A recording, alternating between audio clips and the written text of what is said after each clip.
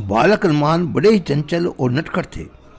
एक तो प्रियंकर शंकर के अवतार, दूसरे कपिशावक, उस पर देवताओं द्वारा प्रदत्त अमोघ वरदान। इनकी चपलता से माता पिता प्रसन्न होते। मृगराज की पूंछ पकड़कर उसे चारों ओर घुमाना और हाथी को पकड़कर उसकी शक्ति का अनुमान लगाना तो प्रायः इनकी नित्य की क्रिया के अंतर्गत आता था। कभी ये विशाल वृक्षों को मूल से तला देते। पर्वत का कोई शिखर ऐसा नहीं था जहाँ ये छलांग मारकर न पहुँच जाते। संपूर्ण अगम्य वन एवं पर्वत इनके देखे वाले थे। वन के प्राणी प्राय इनसे घबराते थे, किंतु अंदर से उन्हें प्यार भी करते थे। ये समस्त प्राणियों के मित्र और रक्षक भी थे।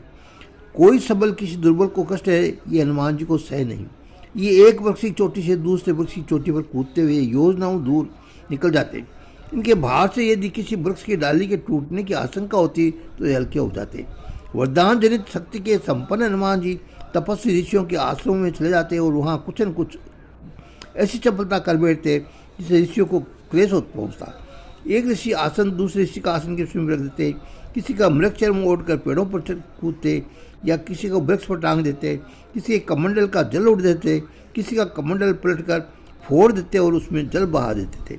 हनुमान जी जप करते मुनियों के अंक में बैठ जाते। अहिंसा परायण मुनि ध्यानस्थ होकर जप करते रहते, किंतु ये वानर श्रोमणी मुनि की दाढ़ी नोचकर भाग जाता। किसी की कॉपिन तो किसी की पाठ की पोथी अपने दांतों और हाथों से फाड़कर फेंक देते। ये महाबली पवन कुमार महात्माओं के यज्ञोपवित्र पात्र भी नष्ट कर देते। श्रकाउहा आदि को तोड़ देते या कठिनाई से प्राप्त ढेर के ढेर बलकलों चीर फाड़ कर फेंक देते। ब्रह्मादि देवताओं द्वारा दिए गए वरदान से परिचित होने के कारण ऋषिगण आपस में चुप रह जाते, पर उन्हें बड़ा क्लेश पहुंचता था। धीरे धीरे हनुमान जी की आयु विद्याधन की योग्य हो गई, पर इनकी चंचलता पर बनी रही। माता भी बड़ी चिंतित थी। उन्होंने अपने प्राणप्रिय बालक को अनेक प्रकार से समझाया, कई प्रकार के यत्न किए, किंतु हनुमान जी की चपलता में कमी नहीं आई। अंततः अंजना और वानराज केसरी ऋषियों के समीप पहुँचे। ऋषियों ने अपने कष्ट गाथा उन्हें कह सुनाई। उन्हें ऋषियों को विनम्रतापूर्वक निवेदन किया, तपोधनों, हमें ये बालक बहुत दिनों बड़े कठोर तप के प्राप्त हुआ है। आप लोग इस पर अनुग्रह करके ऐसी कृपा करें जिससे विद्या प्राप्त कर ले। आप लोगों की करुणा से इसका स्वभाव परिवर्तन संभव है। आप हम दोनों पर दया कीजिए। ऋषियों ने कहा, इसे अपनी अमित शक्ति एवं पराक्रम का अभिमान है। यदि अपना बल भूल जाए तो यथार्थ हित हो सकता है। कुछ वयोवृद्ध समर्थ ऋषि ये भी जानते थे कि बालक देवताओं का हित साधन करने वाला है। ये भगवान श्री राम का अनन्य भक्त होगा और अनुगत भक्त के लिए बल का अहंकार नहीं होता। दीन भाव से ही प्रभु का किंकरी निभ जाएगा।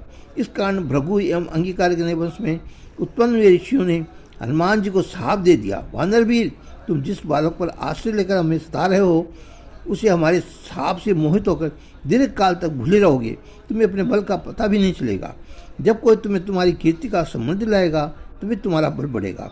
तपस्वी मुनियों की इस प्रकार साप देने के पवन कुमार का तेज और ओज कम हो गया और वे अत्यंत सौम्य स्वभाव हो गए। अब ये अन्य किसी किशोरों को तेरा आश्रम में शांत भाव से विचरण करते थे। इनके मृदु स्वभाव से ऋषि मुनि भी प्रसन्न रहते थे। बालक पर सर्वाधिक प्रभाव पड़ता है माता के जीवन एवं उसकी शिक्षा का।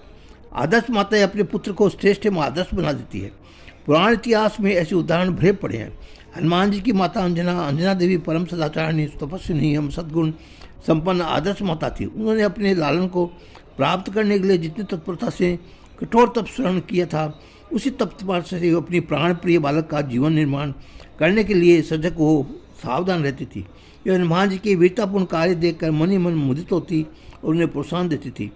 पुनरोपरांत और रात्रि में सैन के पूर्व वे अपने प्राण प्रिय पुत्र को पुराणों की कथाएं सुनाया करती थी। वे आदर्श पुरुषों की चरित्र बार बार सुनाती और अपने पुत्र का ध्यान उनकी ओर आकर्षित करती रहती थी।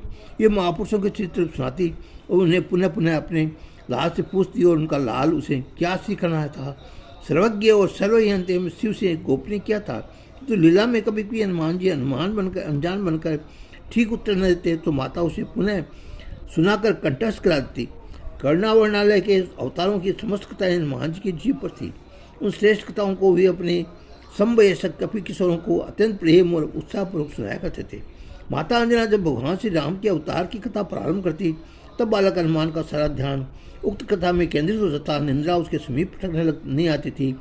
माता को झपकी आती तो हनुमान जी उन्हें झकझोर कर कहते, माँ आगे क्या हुआ, फिर क्या हुआ। माता फिर कहने लगती। श्री राम कथा के श्रवण से हनुमान जी की तृप्ति भी नहीं होती थी कि माँ से बार बार श्री राम कथा सुनाने आग्रह करते थे। माता अंजना उत्साहपूर्वक कथा सुनाती और हनुमान जी उस कथा में श्रवण में भाव विभोर हो जाते।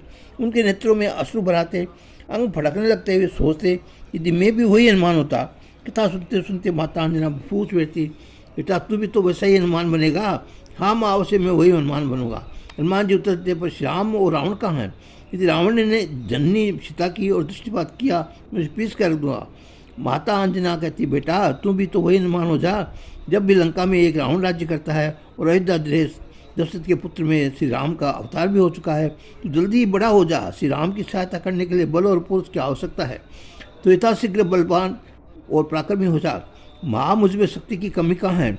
हनुमान जी रात्रि में सिंह से कूद पड़ते और अपना भुजदंड दिखाकर माँ के सम्मुख अमर शक्ति होने का प्रमाण देने लगते थे। माता अंजना हंसने लगती और फिर अपने पुत्र बालक हनुमान जी को अंक में लेकर थपकी देते हुए तथा मधुर स्वर से प्रभु सतन सुनाते लगती।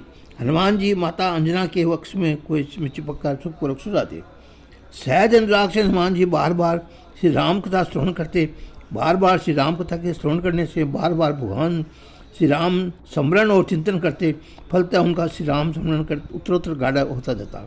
धीरे धीरे उनका अधिकांश समय श्री राम के ध्यान में और स्मरण में व्यतीत होने लगा। वे कभी अरण्य में, कभी पर्वत की गुफा में, कभी सरलता के तट पर और कभी सघन कुंज में ध्यानस्थ हो जाते और उनके नेत्रों से परमात्मा प्रभावित होता रहता था।